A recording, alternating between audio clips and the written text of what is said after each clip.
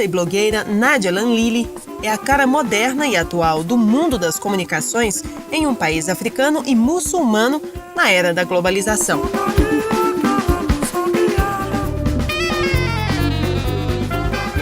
Estar antenado hoje em dia tem pouco a ver com as antenas de rádio ou de TV.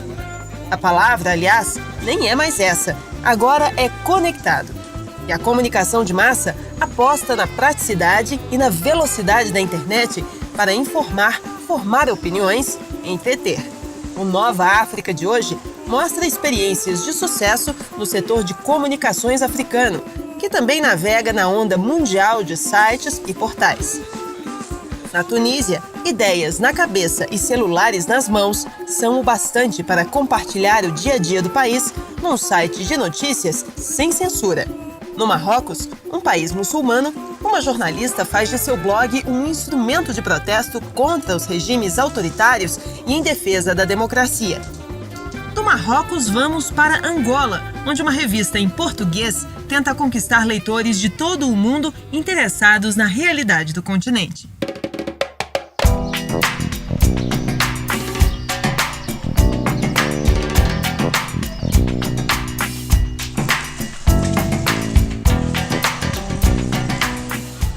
Na Tunísia, basta um olhar sobre os telhados dos prédios para se ter uma ideia da importância que o país dá à informação.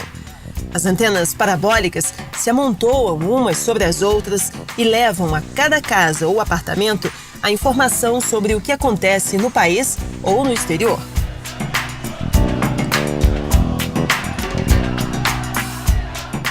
Mas entre dezembro de 2010 e janeiro de 2011, as informações que chegavam pelos canais internacionais de televisão já não bastavam aos tunisianos.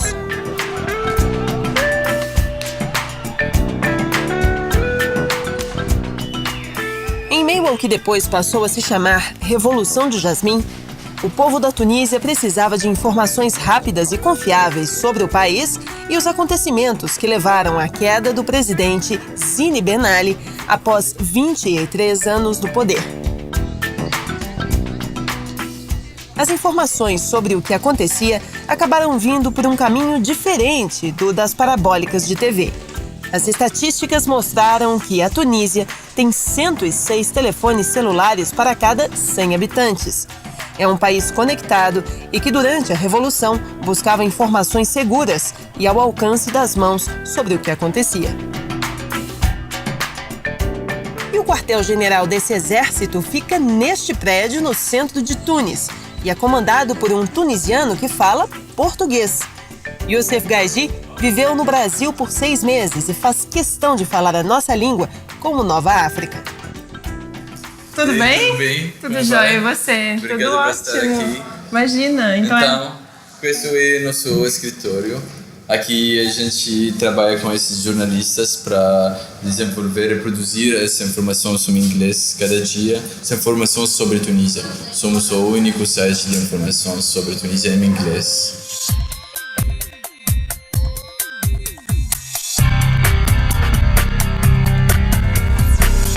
Tunisia. Live. Be informed, be involved.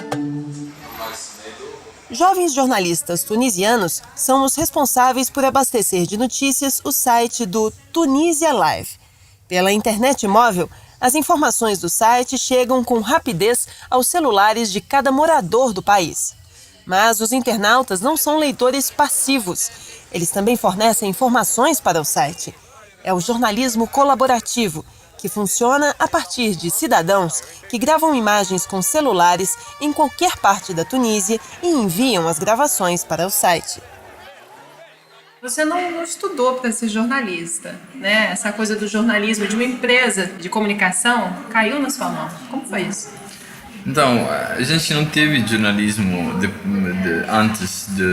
durante a ditadura. E depois, quando teve a revolução, as mídias estrangeiras estão falando sobre a Tunísia, sobre o que está acontecendo aqui na Tunísia. Tem pessoas que morreram para esse país aqui na rua. Então, eu pegou a iniciativa de falar com mídia internacional. Eu falo bem inglês, então falou com CNN, BBC, televisão francesa, Al Jazeera English. E depois estabelecer esse contato, eles fui voltando para mim, para informação, para saber o que está acontecendo. E depois de um certo tempo, você acabou entrando nisso, se profissionalizando. Sim, no começo eu fui só trabalhando com eles, mas depois aprendeu como produzir a informação para a televisão, a informação escrita para o jornal. E depois a gente pensou o porquê a gente não produz a nossa própria informação. É isso que a gente fez, só produzindo nossa própria informação com a perspectiva tunisina, com uma informação independente da Tunísia para o mundo em inglês. O Tunísia Live nasce da iniciativa de Youssef e mais 2 amigos. Os 3 são jovens e compartilhavam o desejo de informar a Tunísia sobre o que acontecia nas ruas do país. Até então, por causa da ditadura, as notícias sobre a revolução e os acontecimentos que se seguiram chegavam do exterior. Com o tempo, o Tunísia Live acabou se tornando fonte de informação segura e confiável dentro e fora do país, com milhares de acessos diários. E como é a linha editorial do site?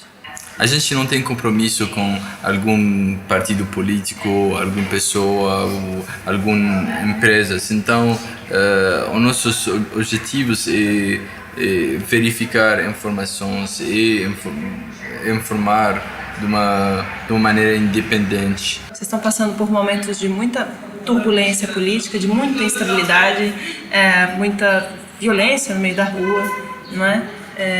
E a câmera tem esse papel de estar alerta e de perceber tudo que está acontecendo e defender a população, não é isso? Sim, talvez algum tempo está perigoso andar para uma manifestação, estar aqui, uma protesta, estar aqui a filmar.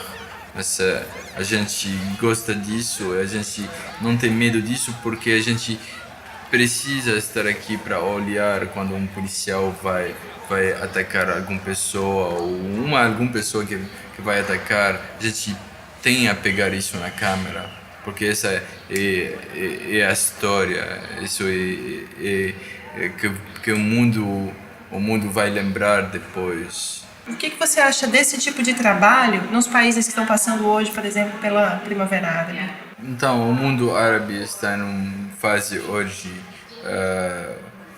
tem ditaduras em vários países, a maioria. E essa ditadura que a gente precisa filmar o que está acontecendo, a gente precisa desse modelo em cada lugar para informar as pessoas do que está acontecendo nesses países e o que a ditadura está fazendo ali. E a informação é uma maneira para mudar, para facilitar a mudança desses países. Talvez vai ter revoluções, vai ter uma mudança bem mais calma, mas precisamos informar. Acompanhamos os jornalistas do Tunísia Live a uma manifestação popular. Os manifestantes pedem mais liberdade e, como em outros países, têm problemas com a polícia. O cinegrafista grava tudo o que acontece e logo está de volta à redação. As imagens em breve vão virar notícia para todo o tunisiano que carrega um celular no bolso.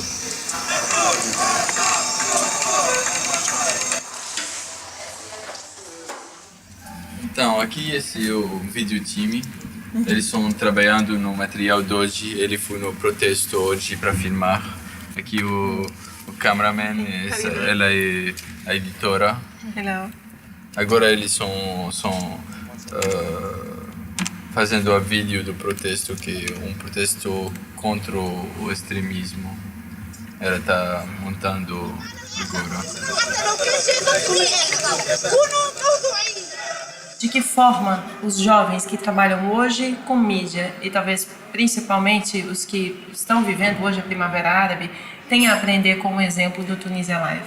Cada pessoa agora tem o poder de filmar ou informar. Só com o celular podia informar o mundo sobre coisas que estão acontecendo, e o impacto do 1 minuto de um filme de um celular pode ser bem importante, mais importante que todo um governo. Isso que aconteceu em Tunísia são celulares que mudou o país. Então, cada árabe tem a saber que seu celular é um mídia, ele pode mudar tudo com esse celular. Tunisia. Live. Be informed, be involved. O Nova África volta já com uma história de uma blogueira em um país muçulmano e de uma revista em português sobre o continente africano. Daqui a pouco.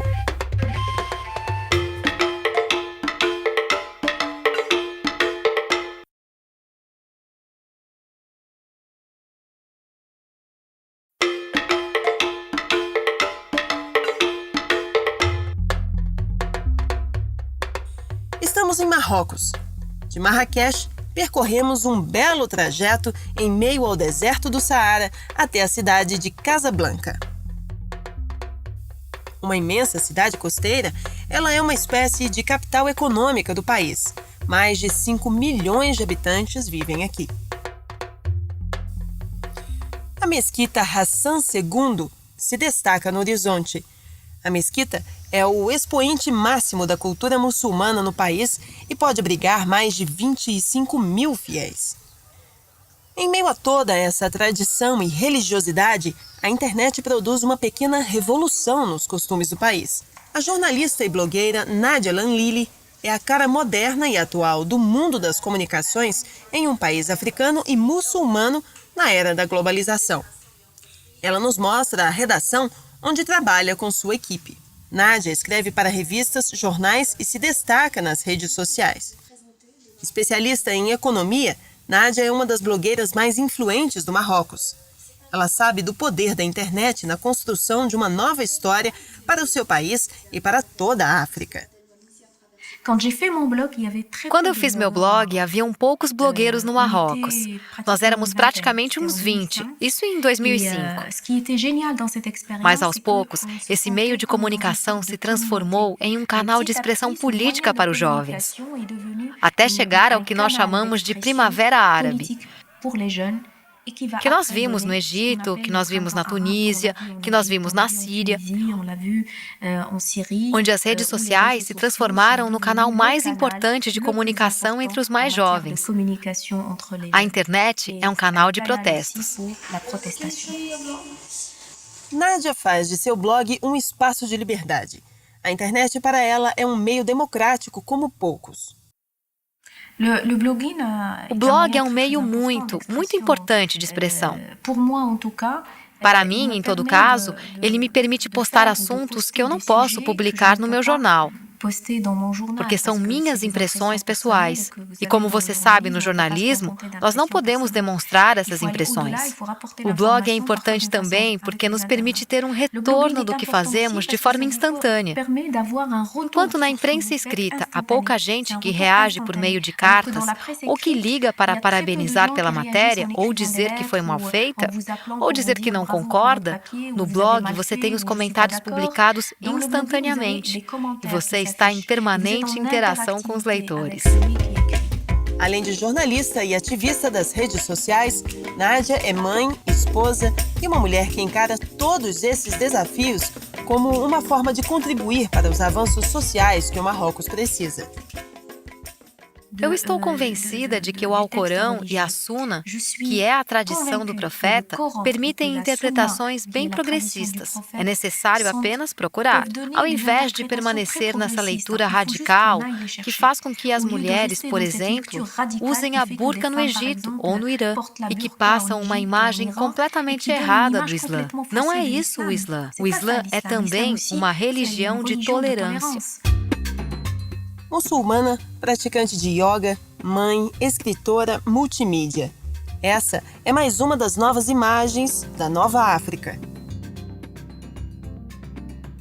Do Marrocos, vamos a Angola, onde uma revista em português tenta conquistar leitores de todo o mundo interessados na realidade do continente. A África 21 nasceu em Angola. A revista é vendida em bancas apenas no país de origem e em Portugal. Assinaturas fazem com que a revista possa ser adquirida em qualquer parte do mundo, mas parte de sua tiragem é impressa e distribuída gratuitamente no Brasil.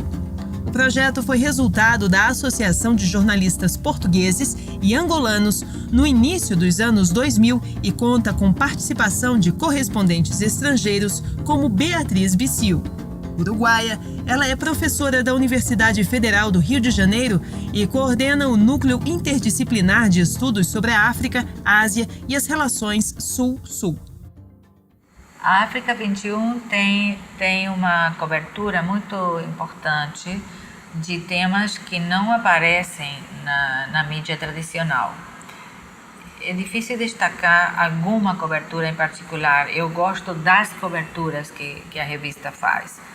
Gosto do fato de que ela, ao contrário de uma tradição da mídia mais convencional, não esquece de fornecer ao leitor os desdobramentos de assuntos que ela tratou.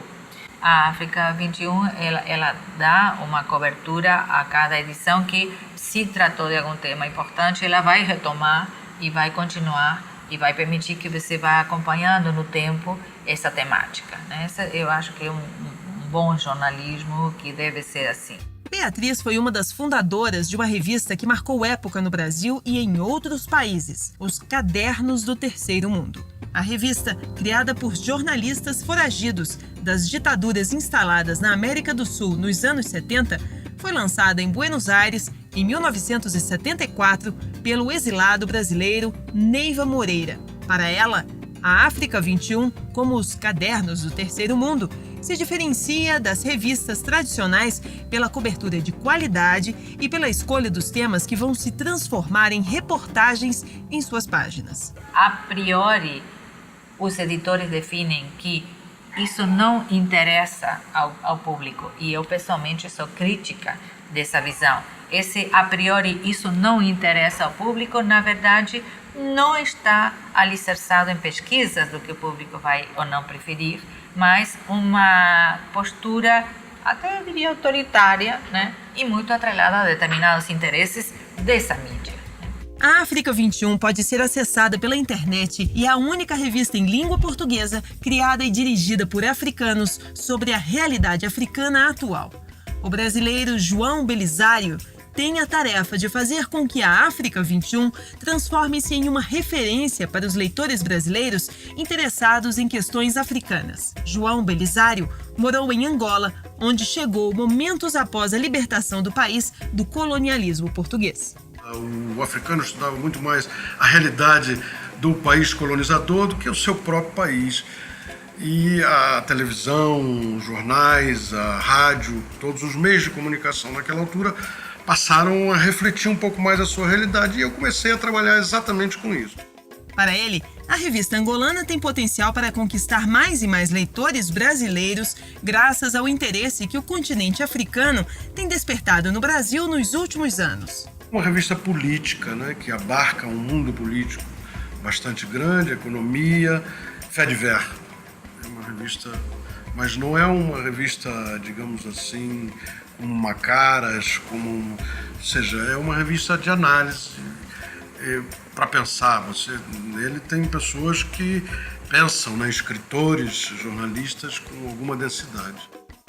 A África 21, segundo a proposta dos criadores da revista, reflete um continente em transformação, onde velhos paradigmas estão sendo substituídos por novas estruturas sociais e institucionais destinadas a superar os problemas sociais, políticos, culturais e econômicos deixados como herança pelo sistema colonial.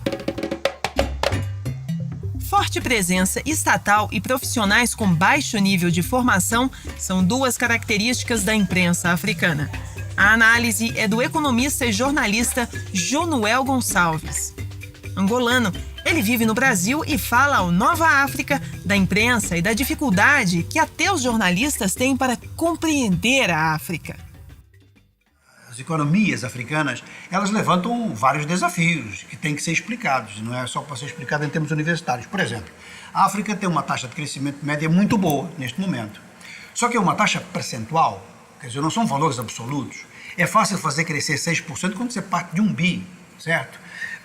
Neste momento, as taxas de crescimento africanas em valores absolutos, se são altas em taxa de crescimento percentual, são muito baixas em valores totais.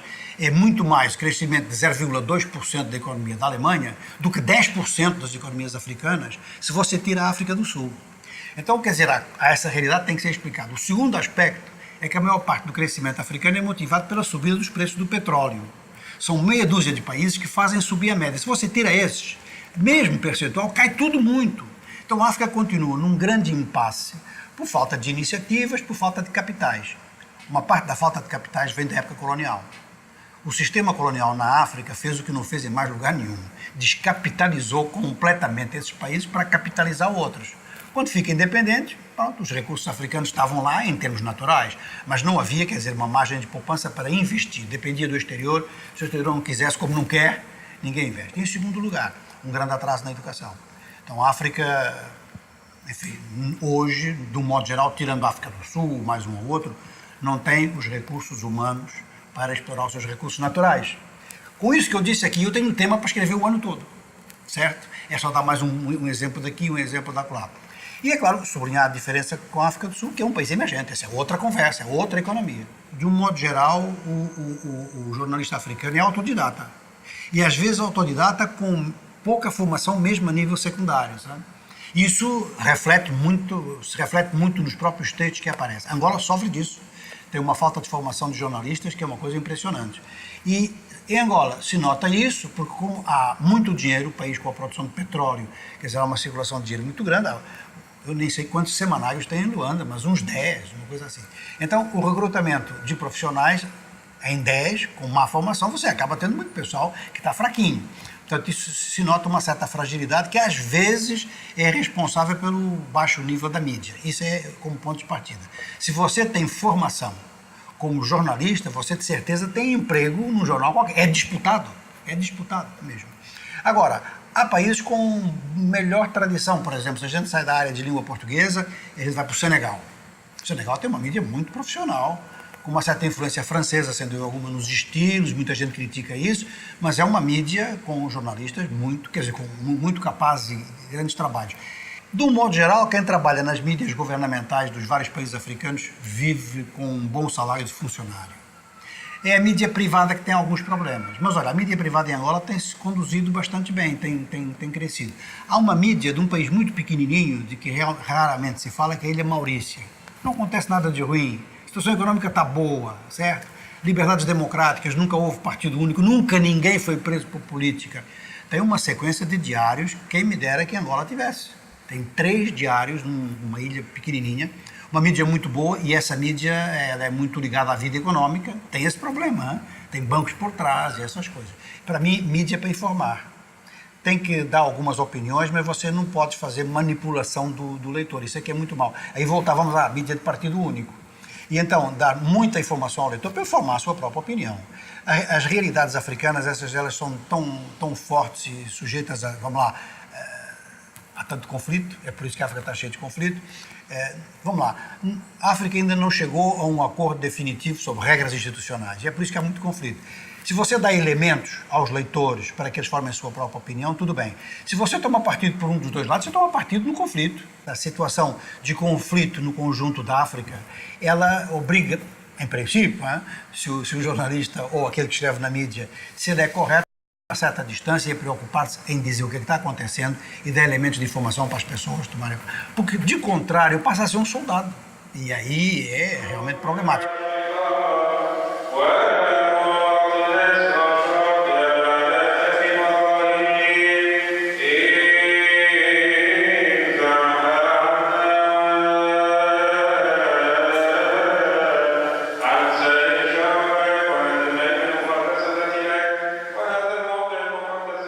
Os cristãos coptas formam 10% da população do Egito.